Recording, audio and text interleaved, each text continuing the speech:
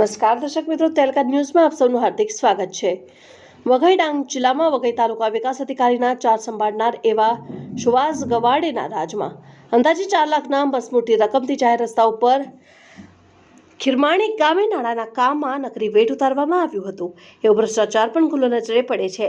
તે બાબતે દૈનિક તહેલકા અખબાર છપાતા 9 તાલુકા વિકાસ અધિકારીની નિમણૂક થતાની સાથે વિકાસના કામમાં તળિયા ઝાટક તપાસ કરી ખીરમાણી ગામે બનેલ નાણાંમાં કામમાં થયેલ છે તે ફરી નવેસરથી નાણાંના કામમાં પીસીસી કરીને કામગીરીની શરૂઆત કરવાના આદેશ કરતા આજે કામગીરીને શરૂ કરાતા ગામ લોકોને ખુશીનો માહોલ સર્જાયો।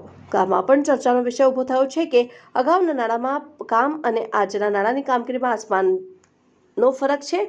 વઘઈ તાલુકા પંચાયતના ઉપપ્રમુખના પતિ દ્વારા થયેલ ખીરમાણી ગામે નાણાંના કામમાં ભ્રષ્ટાચારનો સુધારો કરવાની કામગીરી હાથ ધરાઈ, જે ઈ-સીકરની પૈસે ભરણીનો નિરાકરણનો આવ્યો અંત।